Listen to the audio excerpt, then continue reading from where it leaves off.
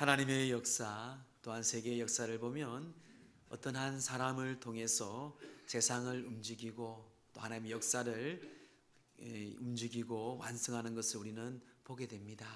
그 중에 하나님의 역사는요, 믿음의 사람입니다.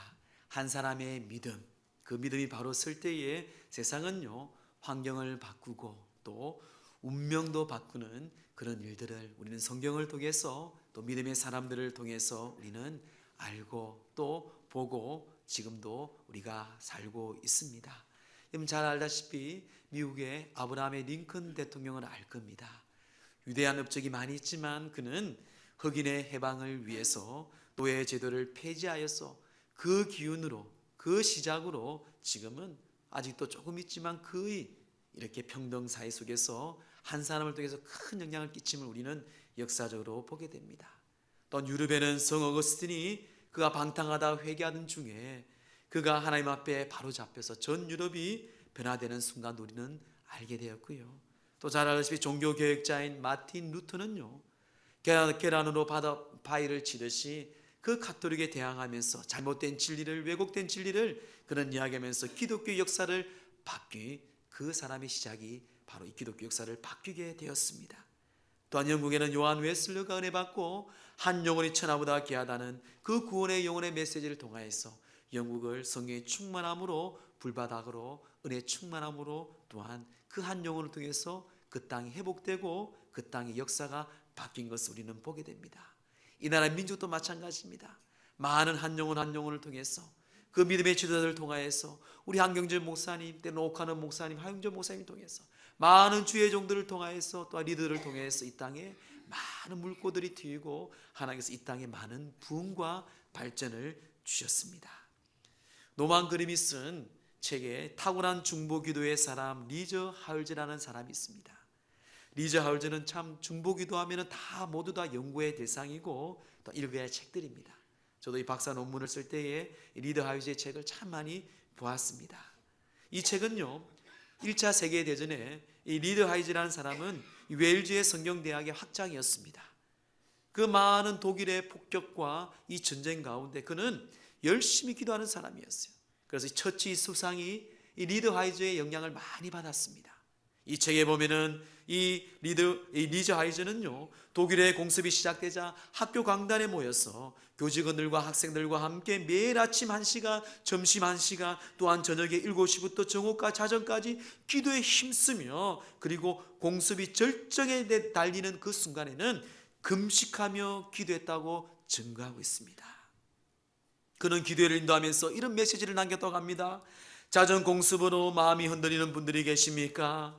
여러분 자신이 지옥에서 구원받은 것을 믿으십니까? 그렇다면 이 공습에서도 구원을 받을 수 있다는 것을 왜 믿지 못합니까? 그러나 우리가 만일 이때에 믿음으로 하나님께 나아갈 수만 있다면 나치 속에서 역사하는 마귀의 체제는 오래지 않아 종말을 구할 것이며 고귀한 생명들을 보호하시기 위해 하나님께서는 전쟁의 흐름을 바꾸시는 일을 행하실 것입니다. 그렇습니다. 역사를 바꾸고요, 그 공포와 악을 선으로 바꾸시고요, 어떤 역사이든 그 한 사람을 통해서 많은 사람들이 일어나서 그 작은 불씨들이 큰 불씨가 되어서 결국 그 나치의 정권은 무너지고 그 악의 정권은 무너지고 하나님께서는요 정말 지금도 이유 없이 그 독일 공군이 그 9월 15일 날 작전이 후퇴한 사실을 아직도 모른다고 합니다. 하나님께서는 그 기도의 한 사람, 아니 그 한 사람을 통해서 여러 사람들의 기도를 들으시고 역사를 써가시고 역사를 바꾸시는 놀라운 은혜의 시간의 한 자리였습니다. 많은 사람들은 이 리저 하이즈의 이 기독교인의 기도하는 한 사람의 영향력을 통하여서 이 땅이 회복되었고 그 땅이 회복되었고 하나님께서 역사하셨다라고 증거하고 증언하고 있습니다. 그렇습니다. 역사를 바꾸는 기도, 오늘날도 우리와 함께 하십니다. 이 땅의 민족, 여러분들의 가정, 내가 처해 있는 아픔과 고난과 슬픔과 모든 것들 하나님께서는 여러분들의 그 기도의 한 사람을 통하여서 회복이 시작되고 회복이 완성되는 귀한 복된 축복의 통로가 되기를 주의 이름으로 간절히 축복합니다. 오늘 본문의 말씀은 그 한 사람을 소개하는 느헤미야입니다. 느헤미야는 정말 여러분 알다시피 지금으로부터 강대국의 비서실장이었습니다. 이 당시에 바벨론, 페르시아 강대국이었습니다.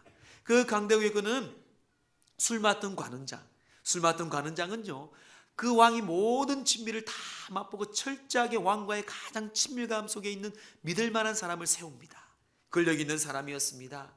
그는 이스라엘 사람이었지만 외국에서, 한마디로 미국에서, 그 유럽에서, 영국에서 성공한 한국 사람이었어요.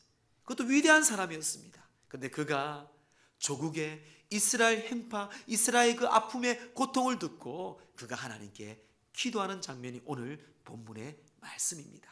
이 한 사람의 기도, 이 한 사람의 귀한 이 복의 통로를 통해서 그 나라의 그 땅이 회복이 시작되었고 건설이 된 것을 느헤미야의 말씀입니다. 이 느헤미야는 여러분 알다시피 회복이 주제예요. 이 주제의 말씀을 통해서 역사를 바꾸신 하나님, 이스라엘 역사를 바꾸실 뿐만 아니라 오늘 이 땅에도, 이곳에도, 여러분 가정에도, 내 삶에도 여러분들의 그 믿음의 기도를 통하여서 역사를 바꾸어서 하나님의 회복이 시작되는 복된 삶이 되기를 주의 이름으로 다시 한번 축복합니다. 그렇다면 우리는 어떻게 민족과 가정과 교회와 우리 자신을 세워 회복하며 성전을 회복할 수 있을까요? 먼저 우리는 자기 자신의 마음가짐이 중요합니다. 첫 번째, 온 몸과 마음으로 나라와 사회와 민족과 여러분 가정과 자신을 사랑해야 합니다. 온 몸과 마음을 다해 사랑해야 돼요. 한마디로 역사에 열린 의식이 필요하다는 것입니다. 내 귀가 열려야 되고요, 내 마음이 열려야 되고요, 내 진정한 기도가 열려야 됩니다. 이게 바로 한 사람을 통해서 그 역사가 하나님의 선한 회복이 시작되는 바로 이 시작이 된다는 것입니다. 그런데 우리가 기도 많이 하는 사람들은 눈을 감고 귀를 막고 세상을 향해서 마음을 닫고 산에 올라가서 열심히 기도하면 기도 많이 하는 사람이라 생각합니다. 물론 옛날엔 그럴 수 있을지 모르겠어요. 저는 아닙니다, 여러분. 성경은 그렇게 말하고 있지 않습니다. 항상 세상에 빛이 되고 소금이 되고 나라 민족을 위해서 기도하라고 말씀하고, 이 약한 자를 위해서, 불쌍한 자를 위해서, 그 사람이 아니라 그 영혼을 불쌍히 여기면서 항상 그들을 위해 섬기는 예수님처럼 그 마음을 품으라고 말씀합니다. 역사의식에 다친 사람은 결코 역사를 바꾸는 기도를 할 수가 없습니다. 교회 공동체도 마찬가지예요. 여러분 가정도 마찬가지입니다. 내 자신의 삶의 비전도 마찬가지, 이 나라 민족은 더 마찬가지겠죠. 역사의식에 마음의 문을 열어야 됩니다. 느헤미야는 어떻게 이 믿음의 기도를 시작한지 아십니까? 오늘 2절 말씀을 보세요. 2절 말씀 우리 함께 합독할까요? 시작.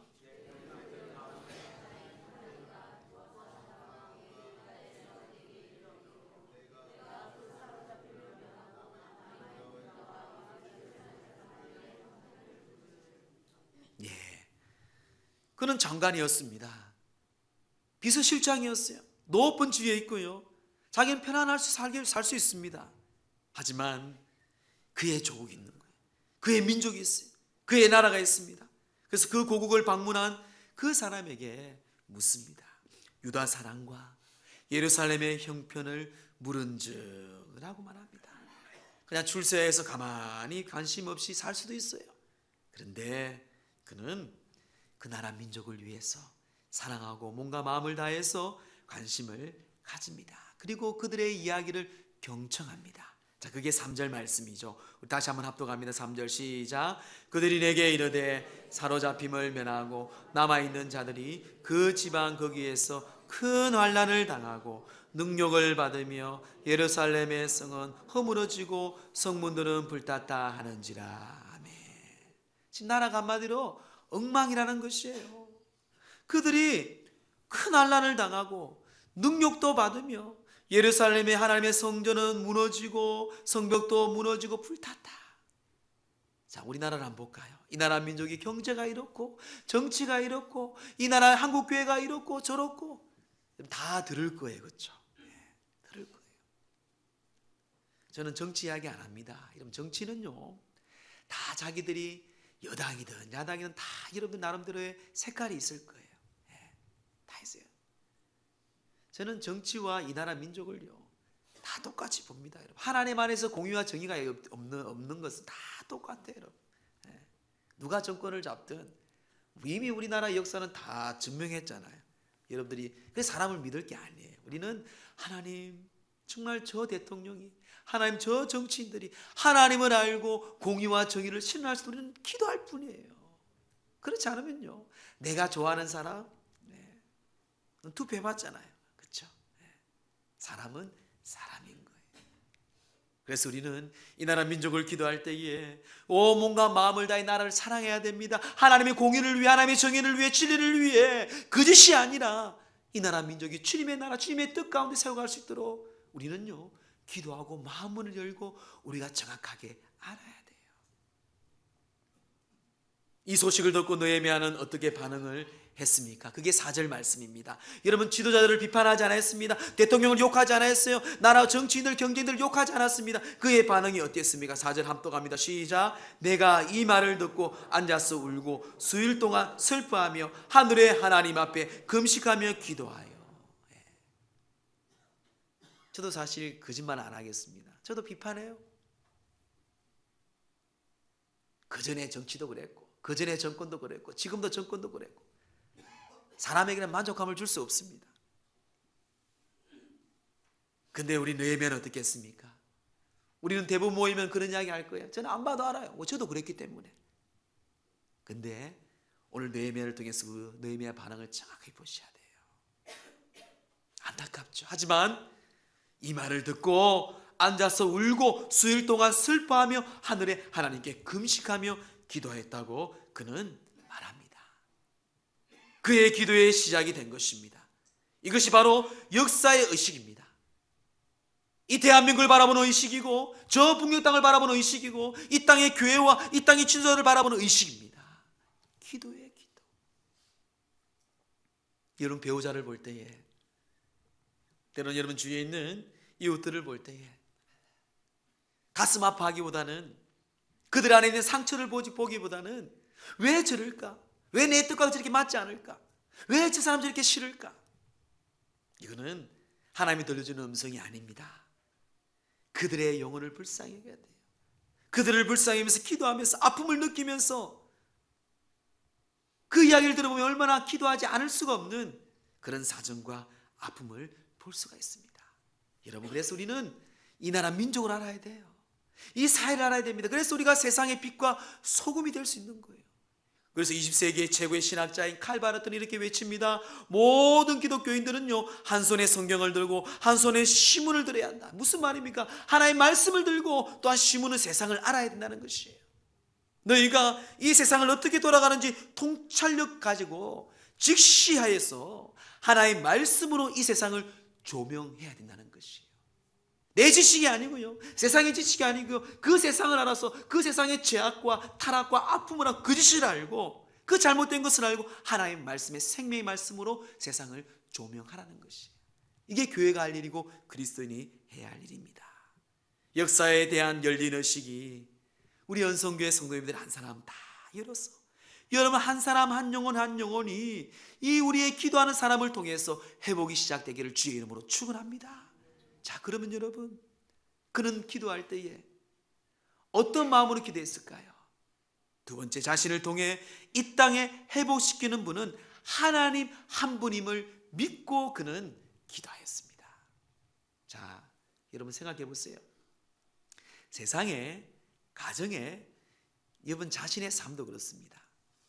물질이 여러분들을 회복하고 완성하는 게 아니에요. 여러분 성공이 아닙니다. 대통령이 된다고 해서 여러분 사업장이 뭐 삼성처럼 현대처럼 대기업 되었다고 회복되고 완성되는 게 아니에요. 이 땅의 모든 회복은요, 하나님 한 분의 손에 있습니다. 그분이 이 땅을 창조하시고요, 우리를 구원하시고요, 우리를 하나님께 영생의 생명을 주신 그분에게만 이 모든 회복과 치유와 완성이 있다는 것이에요. 가끔 저는 이 지역을 다닐 때가 있습니다. 어제도 꼭 토요일 날 밤은 땅밟기를 하면서 기도하면서 주일 말씀을 준비합니다. 술에 취한 사람, 고난의 억압에 눌린 사람, 눈이 풀린 사람, 인생을 보면 참, 여러분 솔직히 한번 주위에 인생을 한번 보세요. 뭐 때문에 살고 있습니까? 친구들이 무엇 때문에 살고 있는 것 같아요? 그런 쾌락 뭐 있습니까? 보면 뭐 집 사고 차 사고 또 뭐가 있을까요? 뭐 여행 좀 가겠죠. 그게 좋아요, 여러분? 그게 여러분 만족합니까? 잠깐은 만족하죠. 자, 그런 좋은 세월들이 지나왔잖아요. 지금 어떻습니까, 여러분? 그게 우리를 회복하는 게 아니에요. 그게 우리를 완성시키는 것이 아닙니다. 왜 하나님께서는 우리에게 생명의 말씀을 전하면서 이 말씀 가운데 나 외에는, 하나님 외에는, 예수 그리스도 외에는 구원할 자도 없고 회복할 자가 없고 완성할 자가 없다고 말씀하신 하나님의 그 말씀을 이 느헤미야는 확신을 가졌어요. 역사의 주인이요, 우리의 생명의 주인이요, 우리의 모든 삶의 주인이요, 우리가 어디서부터 왔고 어디로 가야 할지 아는 그 하나님만이 이 땅을 회복시켜 주시고 우리의 가정을 회복시켜 주시고 나를 치유하시고 회복시킬 줄 믿습니다. 그 믿음으로 그는 하나님께 기도합니다. 그러면은 회복시킨 하나님이 어떤 분이십니까? 어떤 분이심을 믿고 이 느헤미야는 기도했습니까? 오늘 중요한 말씀이죠. 첫째는 우리에게 그 어떤 것보다 크고 두려우신 분이라고 믿고 선포하고 있습니다. 우리가 믿는 하나님, 그 느헤미야는 어떤 것보다 크고 두려우신 분이시다. 우리 5절 말씀 함께 합독할까요? 시작. 이르시되 하늘의 하나님 여호와 크고 두려우신 하나님이여 주를 사랑하고 주의 계명을 지키는 자에게 언약을 지키며 긍휼을 베푸시는 주여 간구하나이다. 하나님은 크고 두려우신 하나님입니다. 그는 먼저 붙은 수식어가요, 크고 두려우신 하나님. 그 어떤 것보다 큰 존재라는 것이. 두렵다는 것은요, 히브리어에 보면은 외안노라입니다. 외안노라. 이 외안노라는 것은 존경하다는 뜻이에요.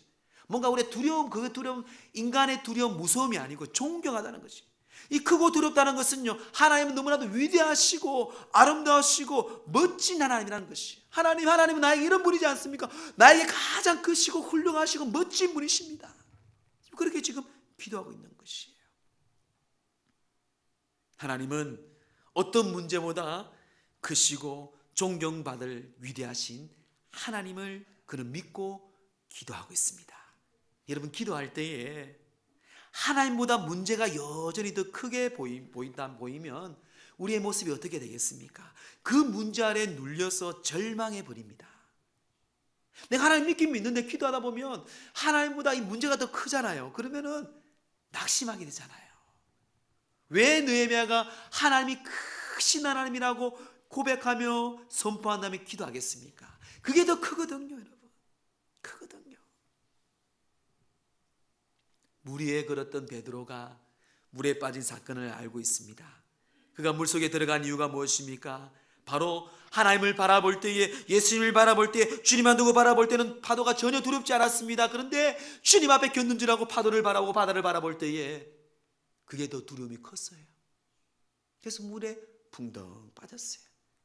예수님이 다가가서 손을 잡고 믿음이 적은 자여 하면서 베드로를 건져줍니다.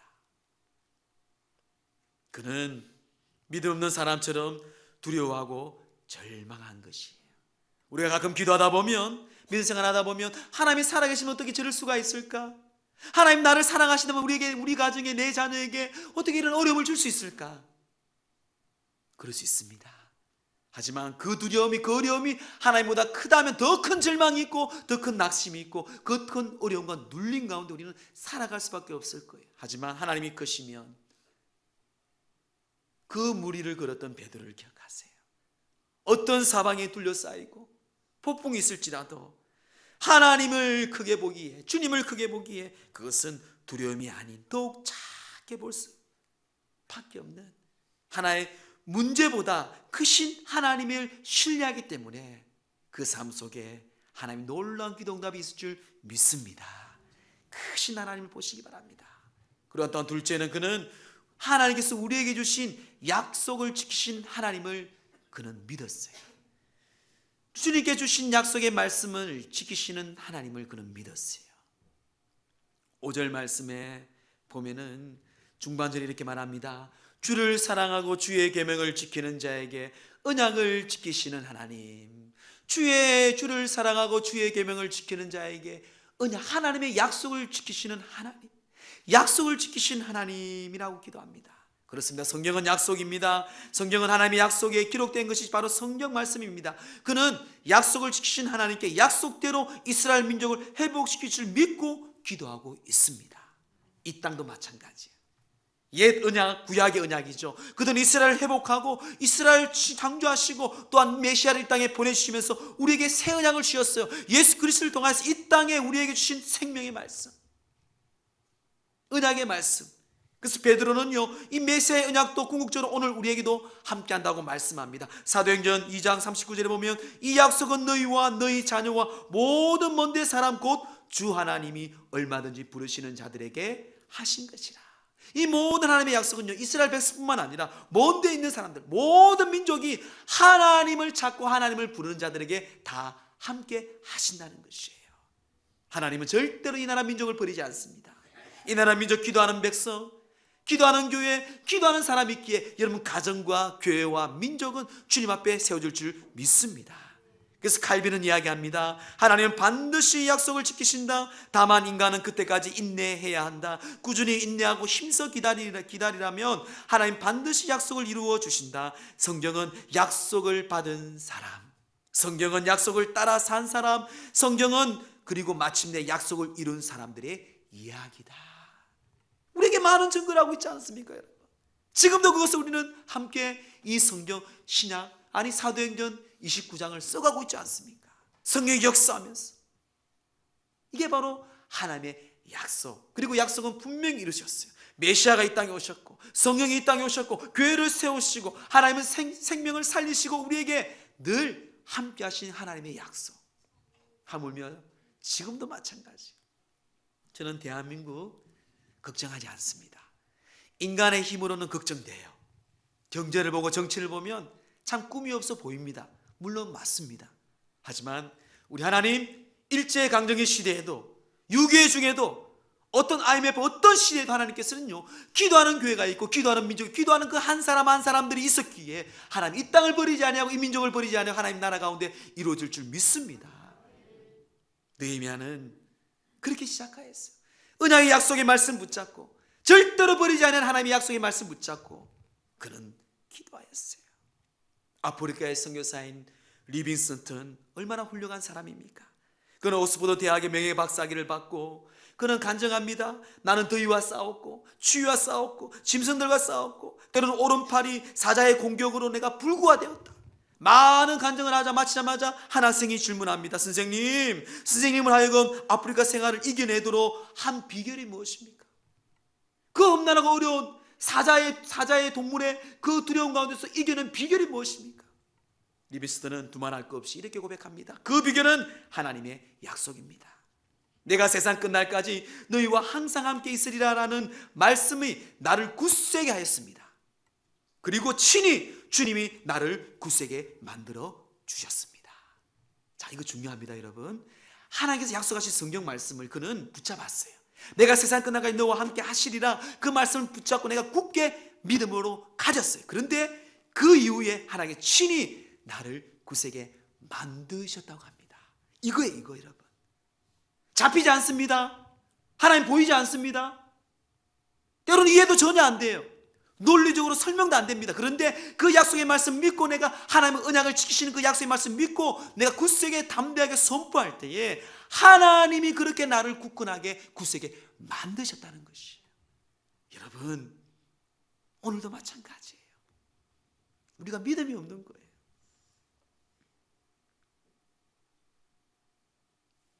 사랑하는 성도 여러분, 오늘 여러분들에게도 희망으로 다가오는 말씀을 붙잡고 외치십시오. 내가 너를 지명에 불렀나니 너는 내 것이라. 네가 물 가운데 지날 때에 내가 너와 함께하고 불 가운데 지날 때 내가 타지도 아니하고 물이 너를 침몰하지 못할 것이다. 내가 너를 결코 떠나지 아니하리라. 사랑하는 아들아, 사랑하는 딸아, 여러분 가정에 있는 자녀, 주님께서 계속 말씀하고 있습니다. 그 말씀을 붙잡고 여러분 외치며 담대하게 약속을 지키신 하나님께 선포하며 이 땅에 회복시키는 저와 여러분 되기를 주의 이름으로 축원합니다. 또한 느헤미야는 어떤 하나님을 믿고 기도했습니까? 세 번째는 우리에게 긍휼을 베푸시는 분이시다.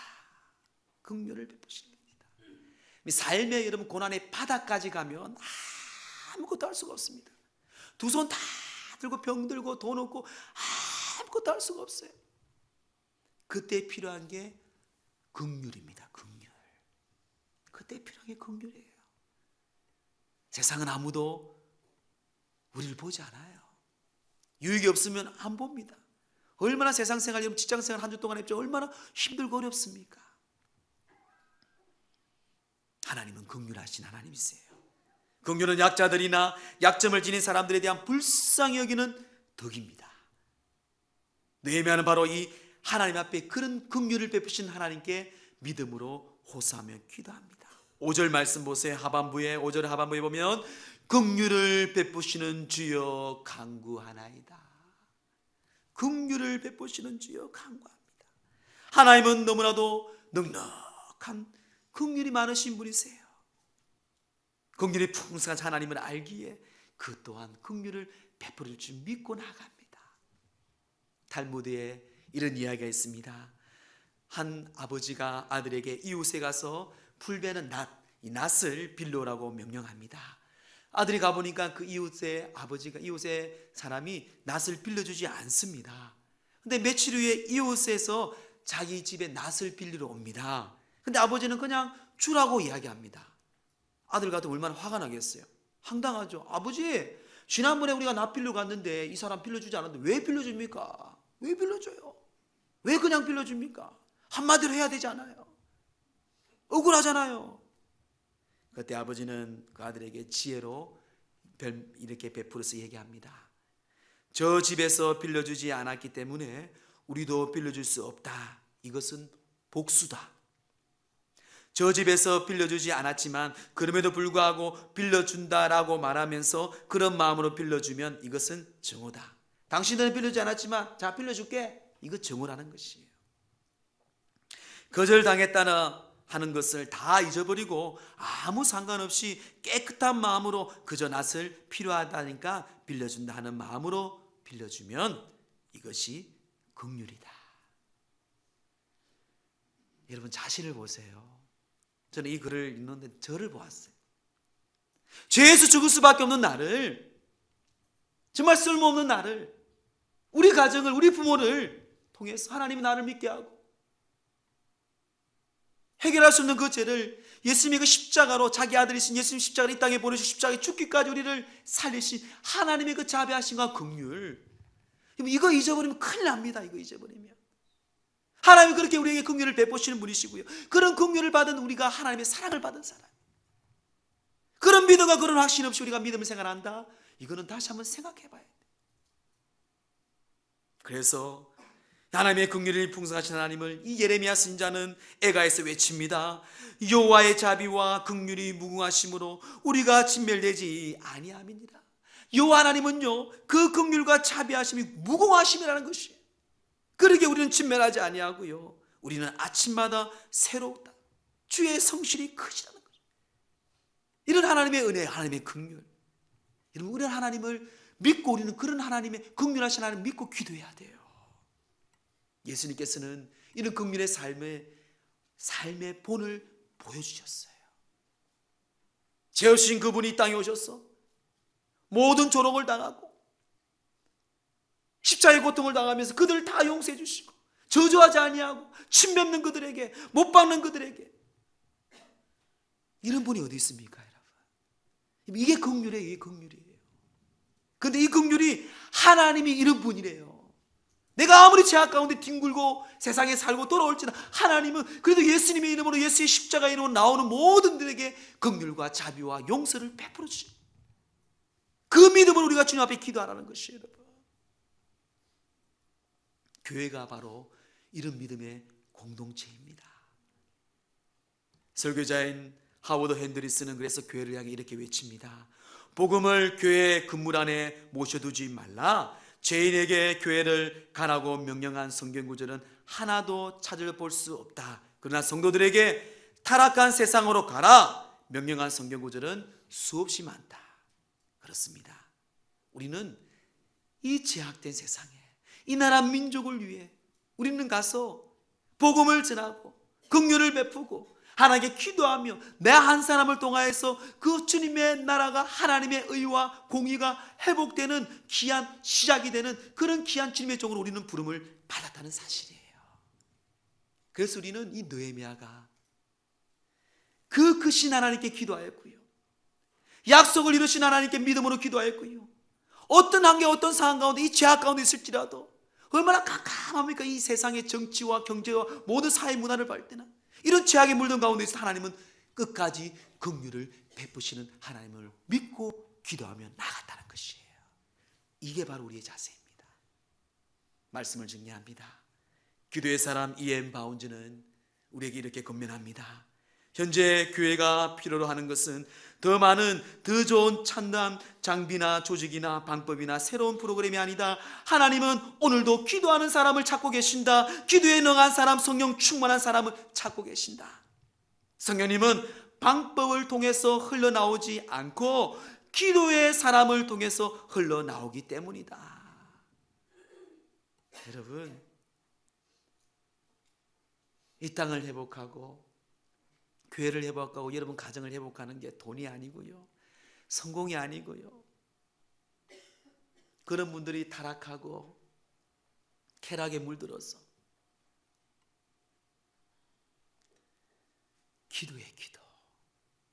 기도하세요. 성령님은 기도하는 사람을 통해서 나가는 거예요. 우리 연성교회 날마다 기도합니다. 기도가 충만하고 복음이 살아있고 우리 한 사람 한 사람이 여러분들이 어느 곳곳에 이 느헤미야처럼 생명을 살리고 우리의 있는 곳에 이 땅이 회복되는 그 시작에 그 출발점이 되어서 물질과 권력과 능력으로 이 땅을 회복시키는 것이 아니고 하나님의 공의와 정의가 있는 기도하는 한 사람, 그 신 하나님을 믿고 하나님의 언약의 약속을 믿고 하나님의 긍휼하심을 믿고 담대하게 기도하는 사람을 통해서 여러분들이 서 있는 곳에, 여러분들이 일하는 곳에, 가정에 그런 한 사람 한 사람을 통해서 이 땅의 이 민족, 이 열방에 회복이 시작되는 믿음의 귀한 통로가 되기를 간절히 주의 이름으로 축원합니다.